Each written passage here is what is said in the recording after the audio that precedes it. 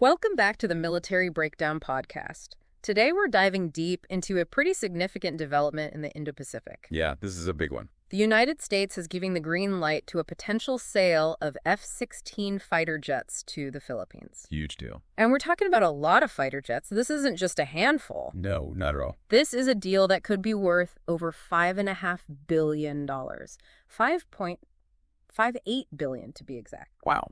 So this isn't just about adding a few new planes to the Philippines Air Force. Right. This is a move that has major implications for the whole strategic balance in the region. Absolutely. Especially when you consider China and their, Their growing military assertiveness. Yeah, exactly. We're going to break down all the details of this sale. Okay, sounds good. We'll look at what these F-16s can actually do, and we'll try to understand why this whole thing is causing so much discussion and maybe even a little bit of controversy. Definitely some controversy, yeah. To really grasp the significance of this deal, we need to consider the context. Yeah, context is key. We're talking about the South China Sea. Right. And, China's been making some pretty bold moves there. Very bold. The Philippines has really been on the front lines of China's, I don't know what the best word is, expansion. Assertiveness, maybe? Assertiveness, yeah, that's better. China's assertiveness in claiming territory in the South China Sea. It's a hot spot for sure. And this proposed sale of F-16s, it could be a game changer for the Philippines. Yeah, it's a major boost to their defense capabilities. Now, the timing of this announcement is pretty interesting. Yeah, how so? It came just a few days after the U.S. Defense Secretary, Pete Hegseth, visited Manila. I see. And during his visit, he really didn't mince words. Okay, what did he say? He pledged greater defense ties with the Philippines. Right. And he pretty much vowed to counter what he called, quote, China's aggression. Pretty strong words. Yeah, and that sequence of events, the visit and then the announcement of the F-16 sale, it feels very deliberate. It does, doesn't it? Like a very clear message. It's a signal, for sure. So let's dig a little deeper into the strategic thinking here. Okay, let's do it. Why is the U.S. so invested in boosting the Philippines military right now? It's all about the bigger picture, you know? Bigger picture. The U.S. sees the Philippines as a really crucial partner in Southeast Asia. Okay. They view the Philippines as essential for maintaining stability in the region. Stability. Yeah, political stability, peace, economic progress, Mm-hmm. the whole 9 yards. Makes sense. And so, strengthening the Philippines' ability to defend itself, it aligns perfectly with U.S. foreign policy goals in the Indo-Pacific. Right. They want to maintain a balance of power there. Exactly, and they're using a network of alliances to do that. And this sale, it's kind of a statement, isn't it? Absolutely. It's like the U.S. is saying, we're here to stay. It's a way of showing their commitment to the region. And China. Oh, they've definitely noticed. I bet they have. As soon as this deal was announced, the Chinese Foreign Ministry issued a statement. What did they say? They said that any defense cooperation should not target or harm the interests of any third party. Third party, meaning? Meaning China. Right. They also warned against any actions that could escalate tensions or threaten regional peace. So, reading between the lines. They're not thrilled. Not thrilled at all. I can imagine. They see this as the U.S. trying to contain their influence. Which, it kind of is. From their perspective, yeah. And Secretary Hegseth, he didn't exactly try to downplay that. No, he didn't. He was very clear about the U.S. commitment to its ironclad alliance with the Philippines. And he used some pretty strong language when talking about China. Yeah, communist China's aggression, to be exact. Right. And he talked about a shift in focus towards the Indo-Pacific. Like a strategic pivot. Exactly. He's basically saying the U.S. needs to stand with its allies to ensure a free century. It was a powerful statement of intent. So this whole F-16 sale, it's not just a one-off thing. No, it's part of a broader trend. The trend of the U.S. strengthening its alliances in Asia. Right, to counterbalance China. And North Korea, too. Okay, so let's get into the nitty-gritty. That's so good. What exactly is the Philippines getting in this $5.58 billion deal? Well, the main attraction, of course, is the F-16 fighter jets. How many are we talking about? 20 in total. Okay, that's a significant number. It is.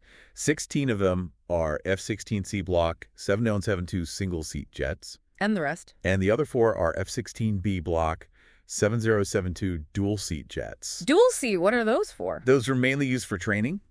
The instructor can fly alongside the trainee. Ah, like driver's ed, but for fighter jets? Exactly. And it's not just the planes themselves, right? No, the whole package. Okay, what else is included? You've got 24 engines for spares and replacements. Okay. And get this, 22 EFA radars. AESO. What's that? ESA stands for Active Electronically Scanned Array. It's a really advanced type of radar. How is it different from regular radar? Traditional radars use a rotating dish to scan, Right. but ESA radars have thousands of tiny transmitters that can be steered electronically. So what does that mean in practical terms? It means they can track multiple targets at the same time, Hmm. they can switch focus instantly, and they're much harder to jam. So it's a big advantage in air combat. A huge advantage. And what about weapons? Oh yeah, they're getting a lot of firepower. Like what? They're getting 112 AM-120C8 air-to-air missiles. Those are advanced medium-range missiles. Wow. Then you've got 36 GBU-39B small-diameter bombs. Those are precision-guided glide bombs. Okay. 40 AM-9X Block 2 Sidewinder missiles. Yeah. Those are short-range air-to-air missiles. Right. And 32 of the captive air training versions of those Sidewinders, I see. plus 60 MK-82 500-pound general-purpose bombs, and 60 MK-84 2,000-pound general-purpose bombs, and, of course, all the equipment that goes with them. That's a lot of bombs. It is. The F-16, it's not a new plane, right? No, it's been around for a while. So what's special about this Block 7-72 variant? Well, Lockheed Martin, the company that makes it, they call it the world's most advanced fourth-generation fighter. They would say that, though, wouldn't they? Of course, but it is a very capable aircraft. It's been constantly upgraded and improved over the years. So what's new? For one thing, it has a much longer service life.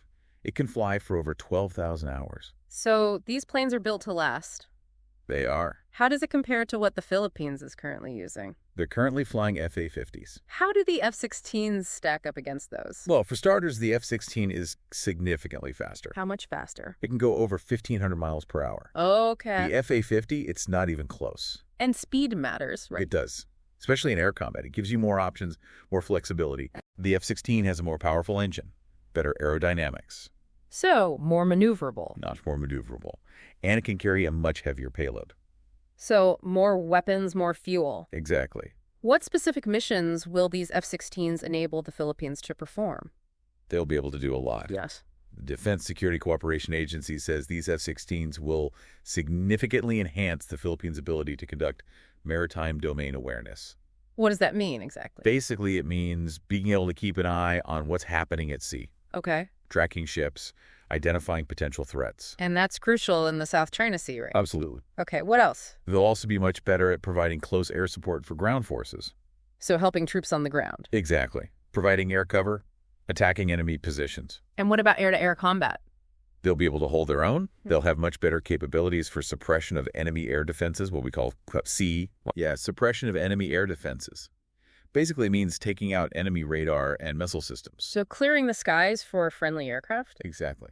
And they'll also be much better at aerial interdiction, What's that? striking targets deep inside enemy territory. All right, so these F-16s are giving the Philippines a major upgrade in their ability to defend themselves. No question about it. But there's another important aspect, right? What's that? Interoperability with U.S. forces. Ah, yes. How does the sale impact that? It strengthens it considerably. How so? The F-16 is a platform that the U.S. military knows inside and out. Right. They have tons of experience with it. So this means It means that the U.S. and the Philippines will be able to operate together much more effectively. they'll be speaking the same language, so to speak. Exactly. They'll have shared tactics, procedures, even spare parts. So this sale, it's not just about giving the Philippines more planes, No, it's about strengthening the alliance. making it more of a combined force. Precise. And that sends a message to China. A very clear message. Now let's talk about the FA-50s. Okay. You mentioned those earlier. Right. They're the Philippines' current main fighter jet. Tell us a bit more about them. Well, they're made in South Korea. Okay. They're lighter than the F-16s, more of a multi-role aircraft, Multi-role meaning. meaning they could do a bit of everything. Ground attack, Yeah. light bombing, fighter interception. And the Philippines buying more of them. They are. They have 12 now, and they're getting another 12. So they're kind of hedging their bets. In a way, yes.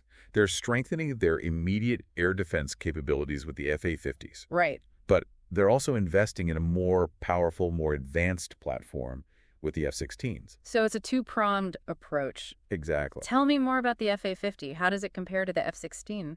Well, it's definitely a capable aircraft, especially for its size. What are its strengths? It's pretty versatile. It can be used as a trainer as well.